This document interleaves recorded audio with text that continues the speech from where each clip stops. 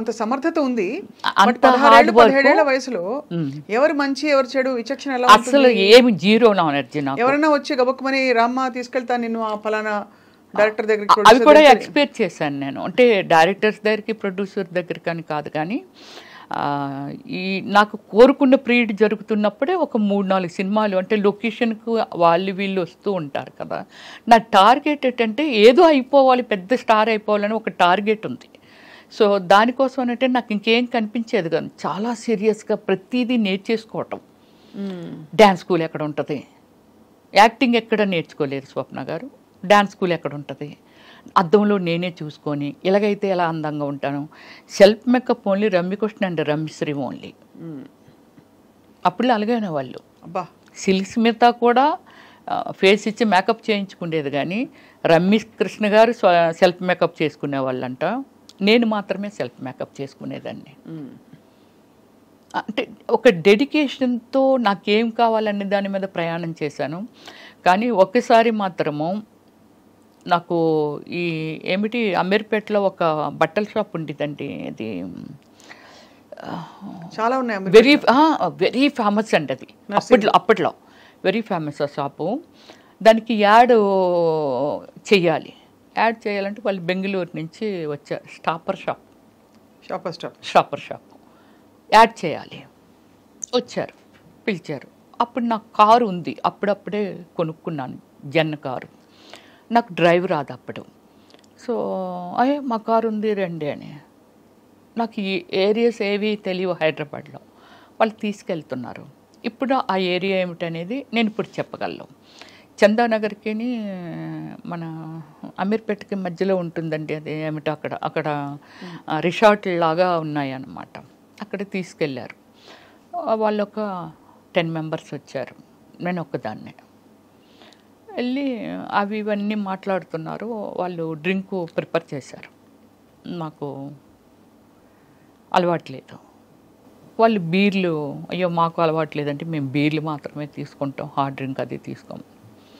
బీర్లు అలా టైం అయింది. ఎంత అయింది? 9:30 అయింది. నన్ను డ్రాప్ చేసేయండి వెళ్ళిపోతాను అని అన్నా. ఉన్నట్టు మేడం పంపించేస్తామని 10 అయింది నైట్. పంపట్లా 10:45. అప్పుడు ఈ సెక్యూరిటీ డిపార్ట్మెంట్, పోలీస్ డిపార్ట్మెంట్ ఉంటుంది కదా, వాళ్ళు వచ్చారు. వస్తే నేను వాళ్ళతో చెప్పాను, సార్ నేను వెళ్ళిపోతాను అంటున్నాను అంటే, మరి వీళ్ళు మీకు తెలుసు అంటే, తెలుసు సార్, బెంగళూరు ప్రొడ్యూసర్స్ వీళ్ళు అని చెప్పాను నేను.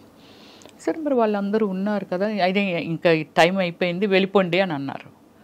అంటే ఇంకొక 10 మినిట్స్ కూర్చొని, ఎందుకంటే వాళ్ళు అక్కడే తిరుగుతున్నారు, పోలీసులు తీసుకెళ్తున్నారు. ఎర్రగడ్డ దాటిన తర్వాత ఫ్లైఓవర్ ఉంది చూసారా, ఆ ఫ్లైఓవర్ మీదకి వస్తున్నప్పుడు వాళ్ళు ఎందుకో మాటికి కారు దిగడం, బానెట్ ఎత్తడం ఇలా చేస్తుండేవాళ్ళు. సో ఏంటి వీళ్ళు ఎలా దిగుతున్నారు, ఇన్నిసార్లు దిగుతున్నారు, కారు రిపేర్ అయితే ఆగిపోద్ది కదా అనిపించేది నాకు. అక్కడికి వచ్చిన తర్వాత ఏమైందంటే, నన్ను అంటే ముందున ఒక ఆయన కూర్చున్నాడు, నా పక్కన 2 కూర్చున్నారు, వేరే కారులో వెనకాల వస్తున్నారు. ముందుని ఒక కారు 10 మంది వాళ్ళు. సో కారు నా పక్కన కూర్చున్న ఆయన కొంచెం వల్గర్గా బిహేవ్ చేయడం మొదలుపెట్టాడు. అమ్మ బాబాయ్ వెనకన కూర్చొని. నేను ఎప్పుడు అబ్జర్వ్ చేశానంటే, బానెట్ ఎత్తి కారులో ఏదో వాటర్ పోస్తున్నట్టు పోసి పక్క పంపేశాడు ఆ నీళ్ళు. రమ్య గారు, నాకు పేరు రామానాయుడు గారే పెట్టారు. రమ్యకృష్ణ, రవలి, రంభ వీళ్ళందరూ సక్సెస్ఫుల్ ఉమెన్స్ ఫిల్మ్ ఫీల్డ్లో. అందుకని 6 లెటర్ వచ్చేలాగా రమ్య అంటే మరి బోడుగా ఉంది. రమ్యకృష్ణ కూడా రమ్య అని అంటాము మేమందరమేని. ఏదైనా తోక తగిలిస్తే బాగుంటుందేమని చూచుకొని చెప్పి శ్రీ పెట్టారు పక్కన రామానాయుడు గారు నాకు అప్పుడు. సో వెళ్ళి వీడు చాలా వల్గర్గా బిహేవ్ చేస్తున్నాడు, చాలా చాలా చాలా ఓవర్ అయిపోతుంది అది.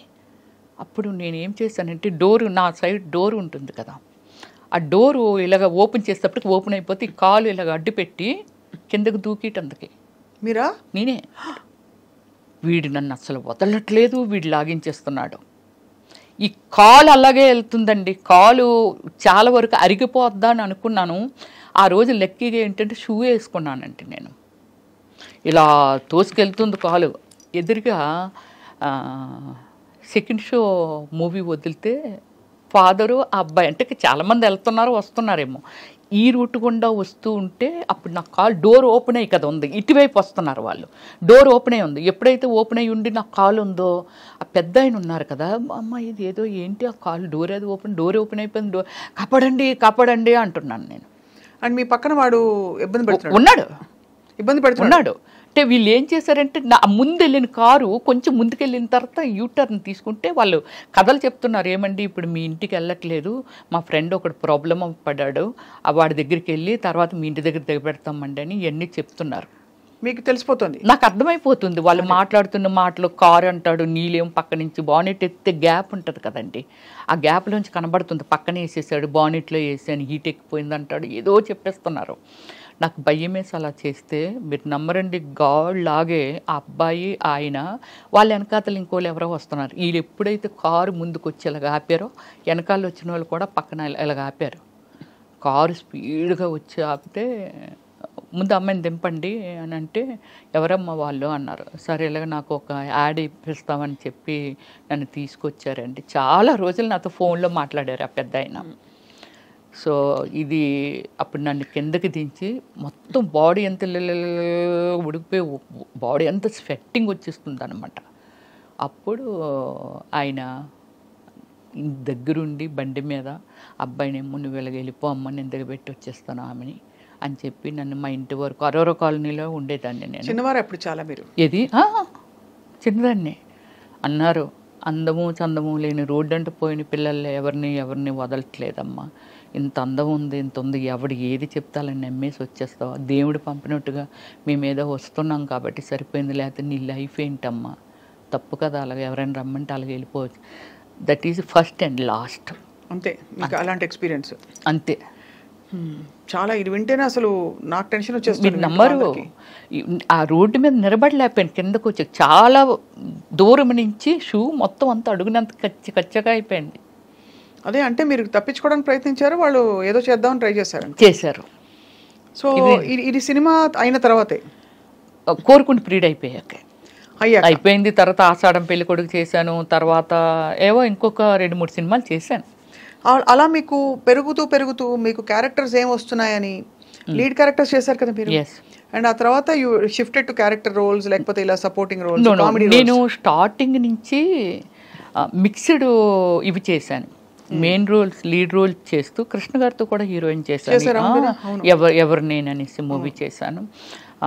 తర్వాత పునీత్ రాజ్ కుమార్తో చేశాను, తర్వాత రమేష్ అరవింద్తో చేశాను, సూర్యతో చేశాను, విక్రమ్ గారితో చేశాను. అంటే నేను ఎలా అయిందంటే నాకు ఎవరు గాడ్ ఫాదర్ లేరు ఫిల్మ్ ఇండస్ట్రీలో, అందుకని చాలా గాడ్ ఫాదర్ లేరు.